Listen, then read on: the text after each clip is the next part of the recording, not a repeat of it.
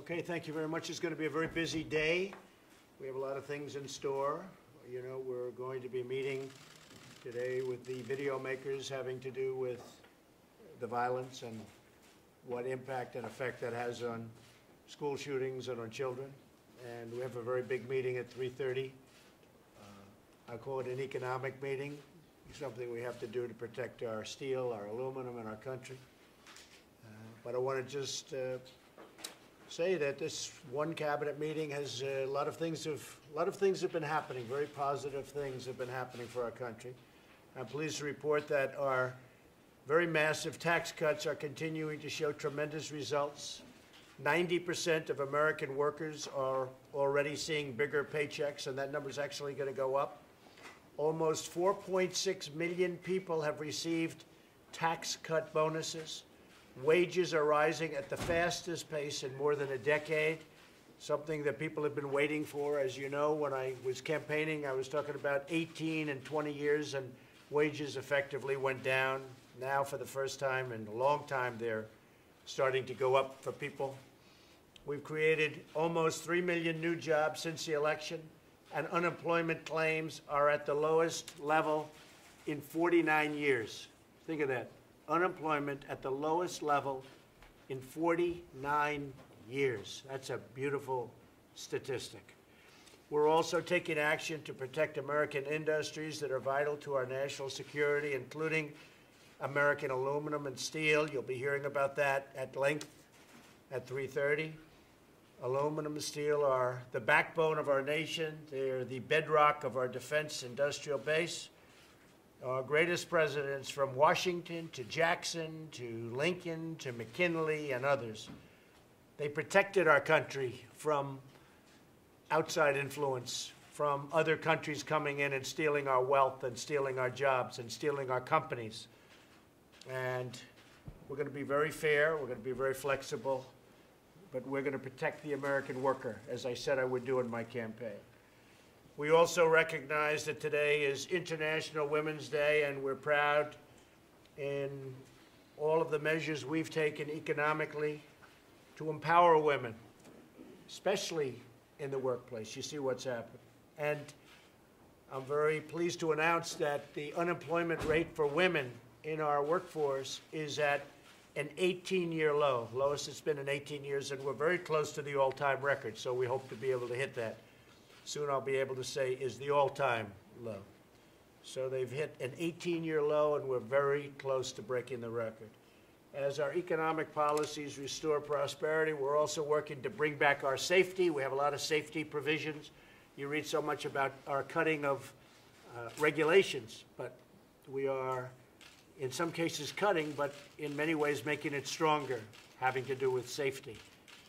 And I would also say, believe it or not, having to do with the environment. You can have fewer regulations and have the remaining regulations be stronger and more effective, and that's what we're doing. I would say doing it to a fare thee well, Scott. So it's, we're having some great numbers coming out. In recent weeks, I've met with the victims of school shootings, including the courageous students from Marjory Stoneman Douglas High School in Florida. In the aftermath of that terrible tragedy, we're taking very strong action. As you know, bump stocks, we're almost finished with the legal papers. We have statutory ceilings that we have to go through to get rid of things that people agree that we should get rid of. So bump stocks are just about finished from the standpoint of getting the legal work done, the paperwork. Again, you have to wait periods of time before you make the next move, and it's a long, complicated process, unfortunately, but bump stocks are going to be gone. And I want to congratulate the state of Florida and your representatives on some very good legislation that's been passed. I guess they've been listening to me a lot more because unexpectedly they passed concealed carry for some very special teachers that have a great ability with weapons and with guns.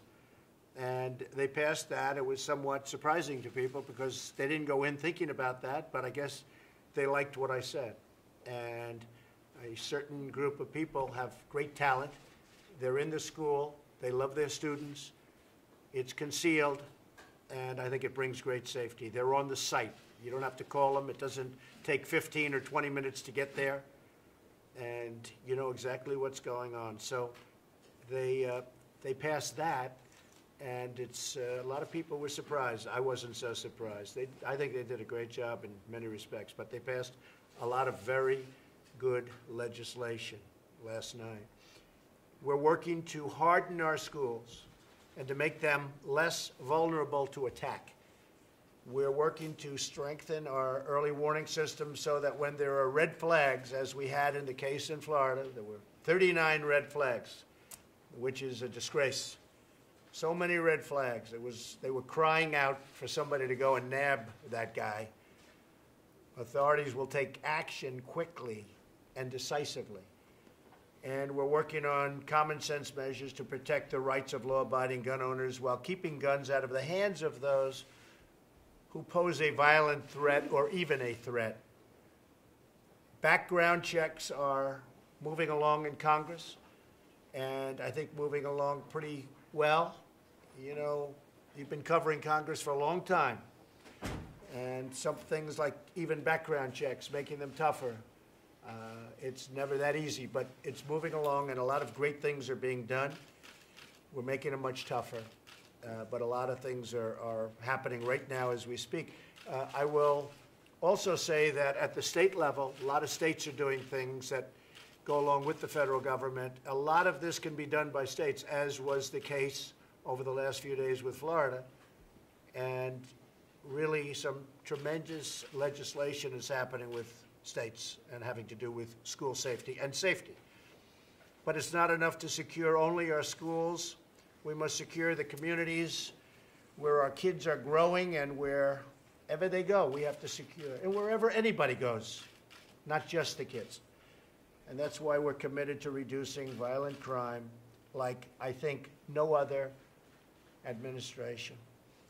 We're fighting the deadly gangs, the MS-13 and the gangs.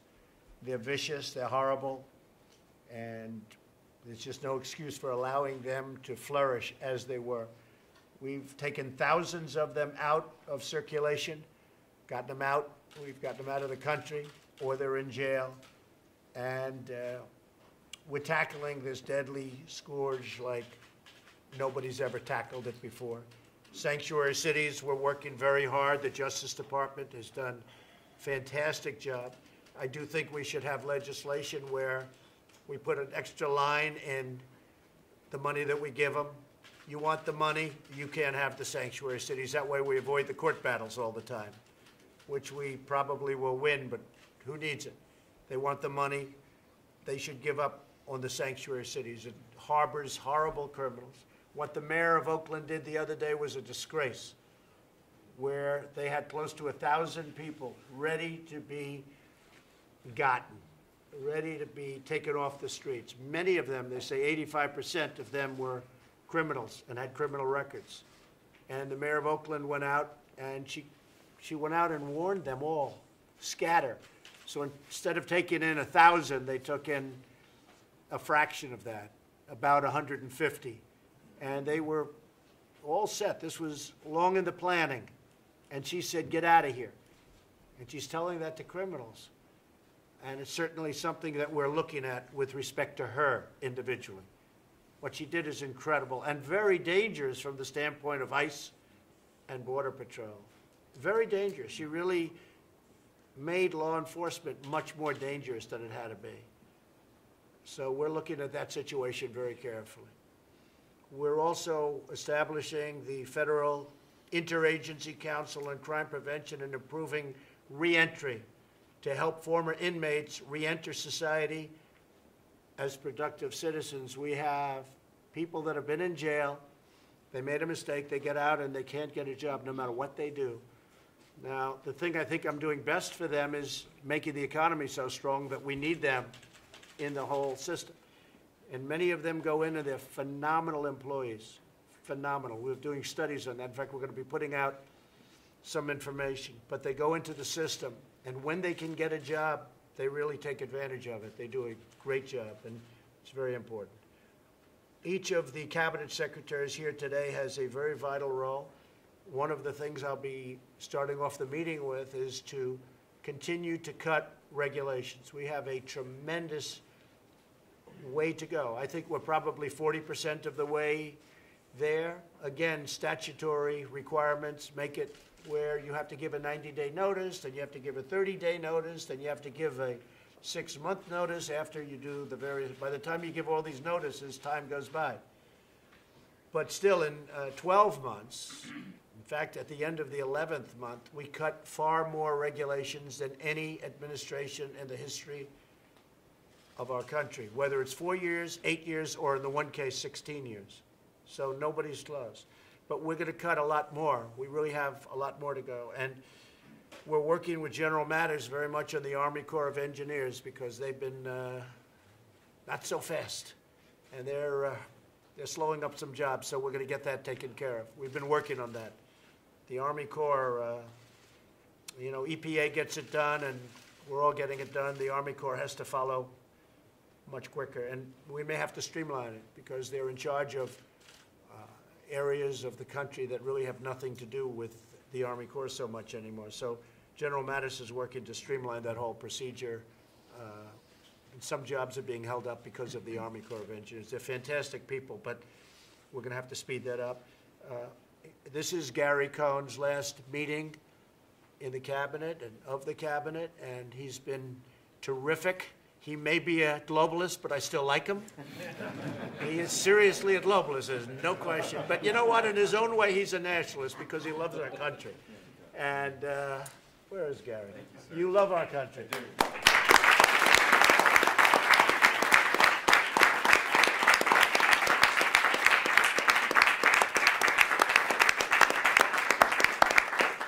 And he's going to go out and make another couple of $100 million, and then he's going to maybe come back. He might come back, right? We'll be here another 7 years, hopefully, and that's a long time. But I have a feeling you'll be back. I don't know if I can put him in the same position, though. He's not quite as strong on those tariffs as we want, but that's all right. But I want to know, seriously, on behalf of all of us, I want to thank Gary. He's been great. He really worked with Wilbur and Steve and all of the people, Mike. We all worked so hard on it, on the tax cuts, and they have been far beyond, I would say, Gary, our wildest expectations. I mean, what we thought would be very good has turned out to be unbelievable, great. And people are appreciating it a lot. The Democrats don't know what to do. They're saying, oh, boy, this is turning out to be not good for them. We didn't get one Democrat vote. So I just want to thank Gary. Before me, there are some rocket ships. You haven't seen that for this country in a long time. And many of the jobs we're doing, and Mike Pence is the chairman, many of these jobs we're doing are privately financed. We're letting them use the Kennedy Space Center for a fee. And, you know, rich guys, they love rocket ships. And that's good. It's better than us paying for them.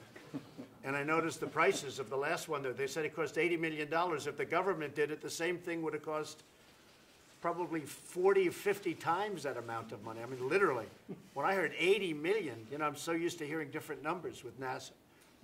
But NASA's making tremendous strides, and we're using a lot of private money, a lot of people that they love rockets, and they're rich.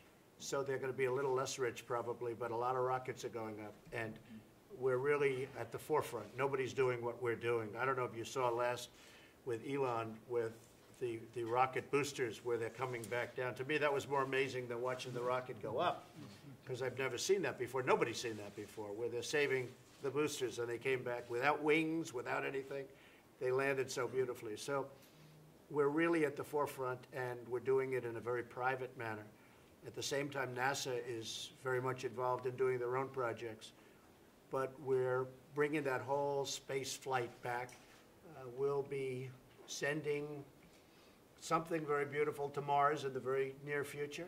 And we're going to areas that nobody thought possible, certainly not this quickly. So we're very proud. So they had these outside. In fact, they were sort of spread much further apart. I said, let's bring them a little closer so the cameras can see it. But it's really amazing what's happening with regard to space and our country. Thank you all very much. Thank you. Thank you. Thank you very much. Thank you. Make your way Thank you. out, please. When you say you're very flexible on tariffs, what do you mean by that? Let's make our way out. Basically, I'll take that, it's fine. We have, defense is so important. We need steel, we need aluminum. We're negotiating with Mexico, we're negotiating with Canada, and the NAFTA. And depending on whether or not we reach a deal, also very much involved with that is national defense. But if we reach a deal, it's most likely that we won't be charging those two countries the tariffs. We have other countries that are very much involved with us on trade, but also on military and working together with military. And we'll be making a decision as to who they are. We have a very close relationship with Australia. We have a trade surplus with Australia. Great country, long-term partner. We'll be doing something with them. We'll be doing something with some other countries. We're going to be very flexible. At the same time, we have some friends and some enemies where we have been tremendously taken advantage of over the years on trade and on military. If you look at NATO, where Germany pays 1% and we're paying 4.2% of a much bigger GDP, not fair. So we have a lot of things going on. I think, General, with NATO, because of my involvement, we've taken in $33 billion more. Within the next, I guess, year and a half, they expect to have taken in $33 billion more. And Mr. Stoltenberg, who is running things, is very thankful. He said, it's incredible what's happened since we became involved. And I became involved by complaining because it was not fair. We were spending 85% of the money, and frankly, good for everybody, but it helps them a lot more than it helps us, helps Europe a lot more than it helps us. So, you know, we look at the military equation too. General Mattis, it's very important to him and to me to maintain those great relationships. At the same time, we both want fairness. So we view the trade and we view the military, and to a certain extent, they go hand in hand. Absolutely. And a lot of progress has been made. And, you know, I'm very proud of NATO because with NATO, when you see the kind of money that's pouring in that was never going to come in because people were delinquent, states, countries were delinquent, they weren't paying, and now they're paying. Not all of them are paying the fair amount. Some owe billions and billions of dollars of money. They owe billions and billions from past years. They haven't paid it, and that's not fair. They want us to protect, and they want us to be a good partner, and then they're delinquent on payment, or they haven't made payments, or they haven't made payments which are fair. So we're looking at all of those things, and we're talking about tremendous, massive amounts of money. But that goes along with trade also, because we're looking at defense, but defense is very much also a part of trade. So we're going to be very flexible, but as an example with Mexico and Canada, we're going to be throwing NAFTA into the loop. We're negotiating NAFTA right now. I think we're doing quite well. It was always my feeling that I would terminate NAFTA or renegotiate it, one or the other. I guess renegotiating would be easier, but we'll be perhaps coming up with a deal on NAFTA fairly soon, or we will terminate NAFTA and we'll start all over again. Okay? Thank you very much, everybody. Thank you. Thank you. Say it? Sticking with 10 and 25 on the Sticking with 10 and 25 initially. I'll have a right to go up or down, depending on the country, and I'll have a right to drop out countries or add countries. We just want fairness, because we have not been treated fairly by other countries. Thank you. Thank you, John. Thank you very much. Thank you. Thank you very much, everybody. Thanks, John.